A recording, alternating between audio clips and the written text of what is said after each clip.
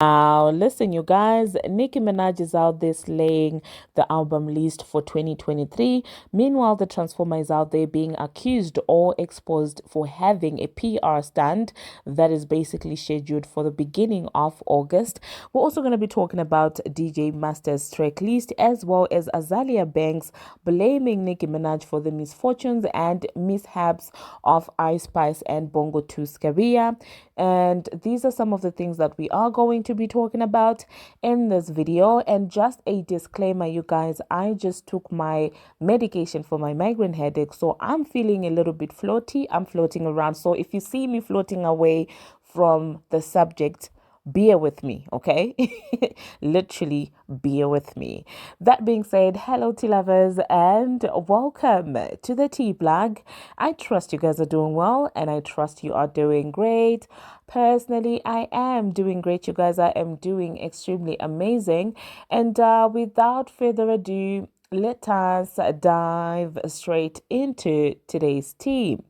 So first of all, let us talk about former and this list that just got put out there, and this is a list of the 2023 top 10 albums, and it is safe to say that Nicki Minaj is the only female rapper that has made the list, and this is according to Hits Daily. Okay, so Hits Daily double reports that Nicki Minaj Pink Friday 2 is the only project from a female rapper to make the top 25. I'm sorry, it's top 25, not top 10. To make the top 25 debuts of 2023 up to now.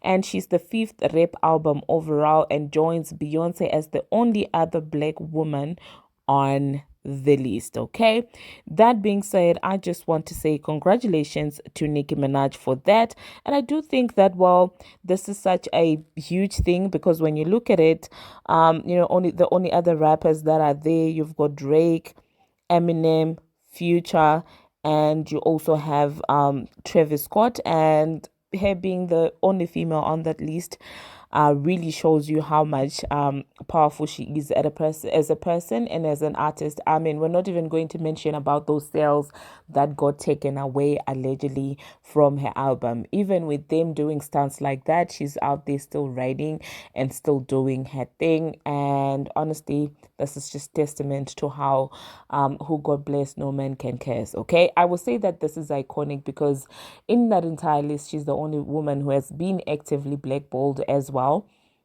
And so for her to be able to make lists like that, coming from a phase where she was getting cancelled, when she had the entire X train against her, and where radio stations were publicly confirming and bragging about not playing her music, that's just amazing. So let me know in the comment section, you guys, what you think about that.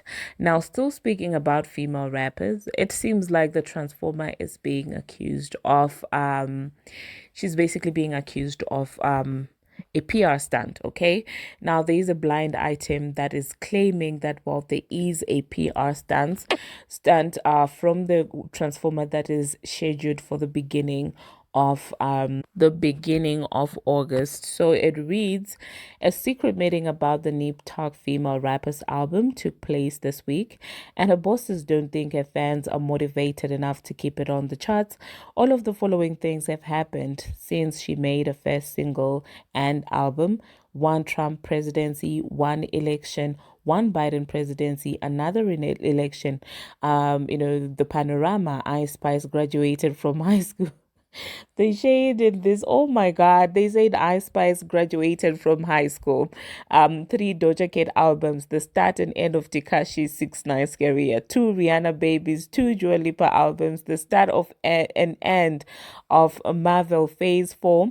Four Janet Jackson tours, the end of Game of Thrones, five Beyonce albums, Tory Lane's trial, imprisonment, and court to pay, two Bad Boys movies, Daniel Caesar's cancellation, Donald Trump's assassination attempt, 5 seasons of Baddies, one royal wedding, the passing away of O.J. Simpson, 10 Taylor Swift albums and re-releases, Club Shay Shay, 6 seasons of Power, 7 Super Bowls, Angel Reese's high school graduation, one Pink Panthers, and 14 Tyler Perry movies.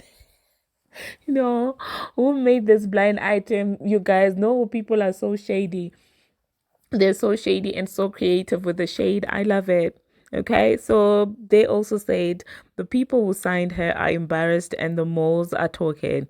That's why she was so rattled this week. A publicity stunt is scheduled for the first week of August.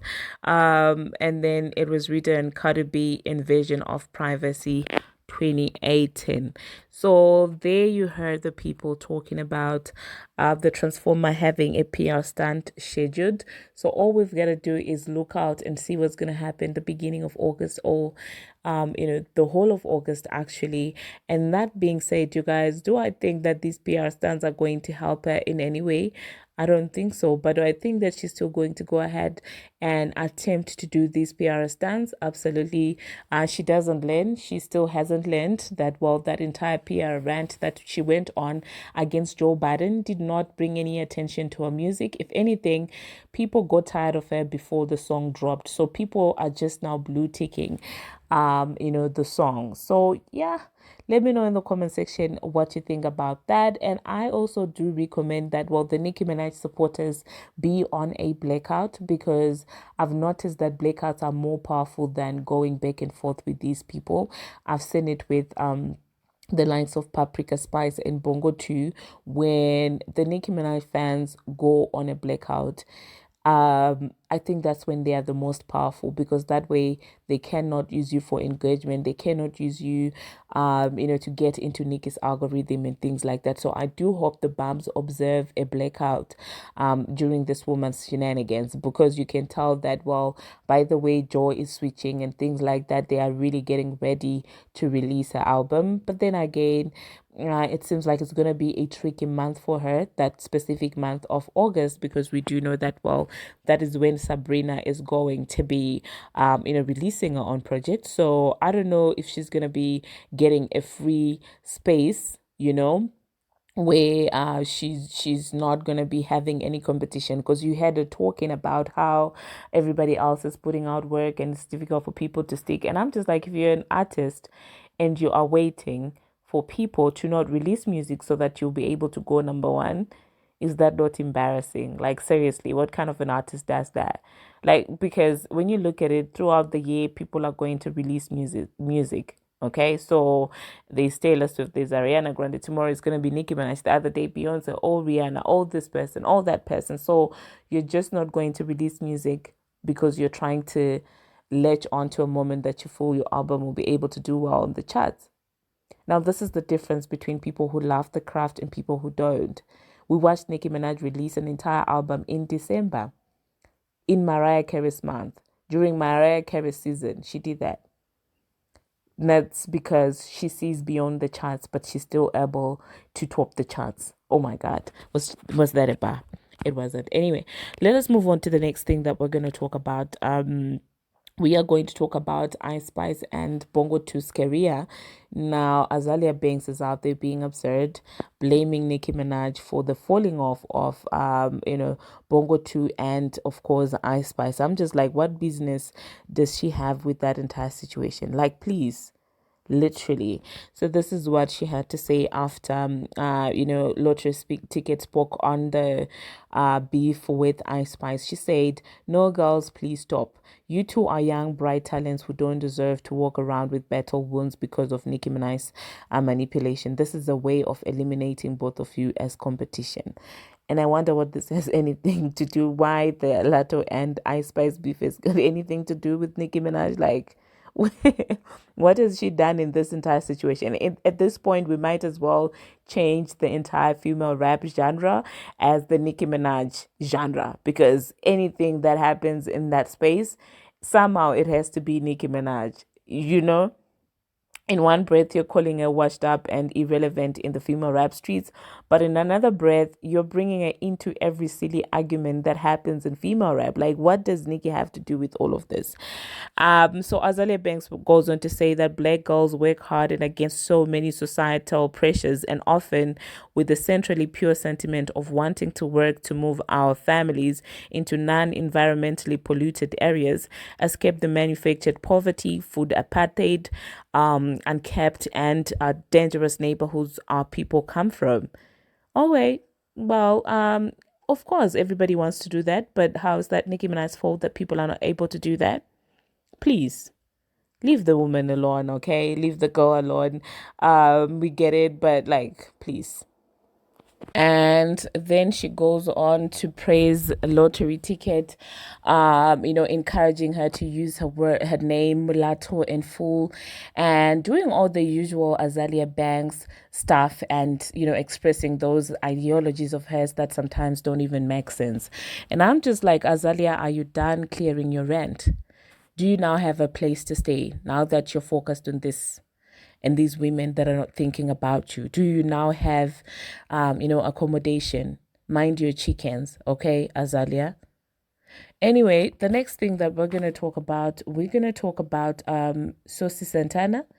It seems like Sosi Santana is out there throwing shade at Jatavia. Now, I do not understand up to now why Sosi Santana is out there beefing with the females. I really don't get it. Because oh, not me calling him she. It's because sometimes I'm just like, anyway, what Sosi Santana did is he was out there previewing new music, and in that new music that he was previewing, he was basically talking about how he's too grown to be a lip dog, and you do know that the Transformer was out there insinuating that JT was Nicki Minaj's lip dog, and JT even spoke about the lip dog thing in a couple of her songs. And so for Santana to come out here talking about, oh, I'm too grown to be anyone else's lip dog is insane to me, especially during JT's week. Like, what are you doing? Are you trying to be Sukihana in this moment? Like, I'm over you, Santana. I'm not even going to mention the fact that, well, she's out there still sounding like the city girls with that upbeat, tempo and things like that. I'm just like, Sosa Santana, bye. You're not going to disrupt this woman's City Cinderella moment. Like, just don't do that. Okay? And at this point, I don't know if it's coming from him or if he is actually being Carisha's lip dog in this regard. Maybe Carisha is sending him to speak the ish that Carisha would have wanted to get to JT, but is too ashamed to say it because she wants to remain like she's cool with Jetavia, and that she's not salty with with Jetavia. Okay, but Jetavia has Sosa Santana blocked, so yeah, let me know what you think about that entire situation. Personally, I would just say go argue with academics. That's your peer. Okay. The next thing that we're going to talk about, Nicki Minaj. Well, she's letting us know that, well, the second leg of Gag City is going to be having a different, set list, I guess different songs and a different feel overall. And I do believe that. I do believe that this woman can entirely change every single song and say that I'm not going to perform anything that I performed for the first leg, and she will still have hits to perform. And honestly, her catalog is so wide, diverse, and huge that I'm just like, girl, you are the business. You're the business. Okay. Anyway, so let me know in the comment section, you guys, are you excited and are you ready for Gag City, the second leg? Now, the next thing that we're going to talk about, you guys, we are going to talk about DJ Mustard. Let's talk about Akbar V. Now, it seems like some babs are not happy with Akbar V. You do know that people have always looked at her sideways for continuously hanging with Meek Mill after what he did to Nicki Minaj. Given that Akbar is out there always swearing on how loyal she is to Nicki Minaj, so fans have been questioning her, and I guess she went ahead to try and double down on the fact that, oh my God, Meek Mill is my guy, Meek Mill is my homie, I love Meek Mill, I don't care about what they have going on with Nicki Minaj and things like that. And I'm like, if you love Meek Mill, I don't think that that's an issue. You can go ahead and love the man, hey?